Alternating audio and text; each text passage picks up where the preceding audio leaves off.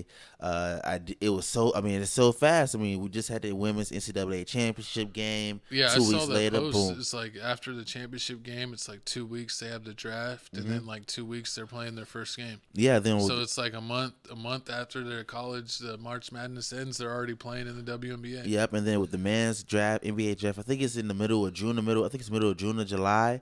Is the Oh yeah, yeah. Like when they finish, like they March Madness, like you know how the NBA playoffs are like just starting now. yeah. They won't, like they won't be here until the next season.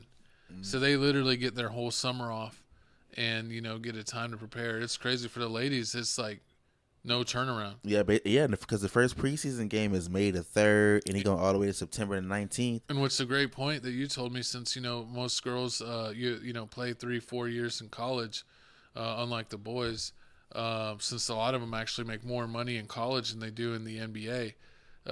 They play for a long time there, but then when they go pro, it's just like they got to get right to it. And also, what my co-host mentioned was telling me earlier, some of them are finishing school since they're in school that long. Yeah. They're still doing their online classes while they're starting the WNBA season, so they're trying to learn a system. They're trying to go through a short training camp, and they're trying to manage all their schooling all in one. So that's tough, especially if they still have to take classes. But yeah, I mean, it's 3 months props to because them. if you start in September, September 3rd is the first game. September, May, June, July. What you graduate? You graduate what in either May or end of June? You finna graduate, so you got like what the first 2 months of Yeah, I mean, WNBA. they You finna definitely still got some time, and it's going to be tough, but I mean, I think they'll be fine, and some of them might not even care to finish school. So true. I mean, nah, they gonna finish But school. I mean, you go what's- 4 years. Better. what's crazy is people were looking at Caitlin Clark's salary. Uh-huh. Her rookie salary, she was going to make like 70, and it's going to jump up to like a little bit above 80. But basically, she was going to average like $78,000-$80,000 a year for her first 4 years playing for the Fever. And like she's going to have to get all the rest of her money off endorsements. True. And it's crazy because they said she was making like $2 million a year with the NIL deal. Yeah, she's making. But I mean, But she already played her 4 years. true. But at the same time, I mean, with this compared to the NBA, I think the NBA pays like around like what 82 games. Yeah, the NBA is 82. 82 games, but with the WNBA, they're only playing 40 games. It's less teams. They only got 12 WNBA teams, so it's not as many people. But I mean, And with they play less than half a season. That's Yeah. why a lot of the girls say, it's like, well, they would, she would, make 160,000 if she True. was, playing, or maybe a little more than that, if she played 82 games. But they don't play that much.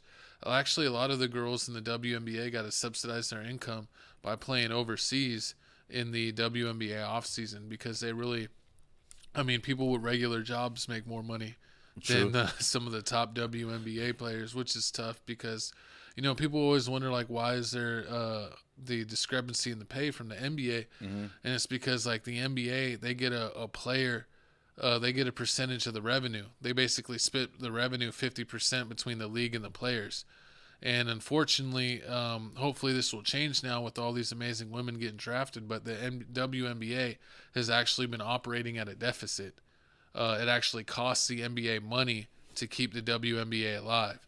So, there's really no profit sharing because there isn't any profit. But now it's So now hopefully now with more games, like Yep. you were telling me earlier, it was like 20 something games. yeah, before it was like around 20-something games. Now it's Now it's 40. 36. Now it's 40 games. It's like the second year they did 40 games. But I mean, with the new rise of women's sports, and these household names that they got, like Angel Reese and Caitlin Clark and Cameron Briggs, I mean, they feel like And as long as Diana Taurasi and Sue Bird aren't talking about it, it's a great thing. exactly. I mean, they feel like this with their big social media following, they're gonna use a lot of marketing and do a lot of storytelling and create a lot of rivalries because they're already, like they said, out of at least all the games, at least 31 of Caitlin Clark's games gonna be televised, so you're gonna see that. Yeah, you're gonna see a lot of Caitlin Clark on ESPN too. But then also I seen with the Chicago Sky, they got Camila Cardoza and now they got Angel Reese on the same team, the Twin Towers. So I feel like they're gonna be like They're all twin. they're gonna be like Where Dirk, have you been? like Dirk Nowitzki and what's his name? Brendan Hayward. No, not he funny. What's the name? David Robinson. What's his name? Were you talking about teammates? Yeah, Dirk was Spur- never with David. Tim Duncan. Tim and Duncan and David Robinson, Twin Towers. Yeah, that's what I just said. You said Dirk Nowitzki. I meant to say the other name. Thinking of Dallas. Oh, You got Harp. Dirk on the mind. I did. But yeah, they said they could be the new Twin Towers. I mean, I seen Angel Reese and Kim Miller. They both can't shoot. It's So we funny gonna that see they how it said goes. they've been playing against each other since high school, and then they played against college, and now they're finally teammates. So that's pretty cool. It's like Patrick Beverly. You know, most people say that when he's not on your team, you hate him more than anyone else, but when he's on your team, you love him more than anyone else. So Sure. it'll be nice to see how they go. Is there any other girls that you had noticed that you'll keep an eye on? I mean, Cameron Brink in LA. Cameron Brink in LA, because she's real cool with Steph Curry. They said when she got Sparks drafted, had a couple good players. as soon as they drafted her, and she had a conference. Steph Curry called her during the conference. I check out. I'm gonna check out a lot of these girls. I'm gonna watch a lot more of the WNBA.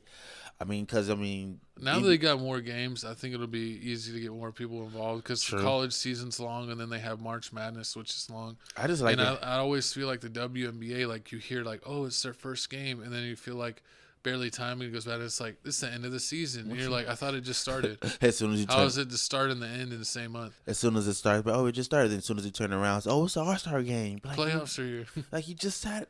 Then It's been a month and a half. How are playoffs are here? And then you turn around every time you turn around, baseball season started. But make sure when you're traveling overseas, ladies, to make enough money to live, that you don't pull a what's this? Brittany Griner. Oh Lord.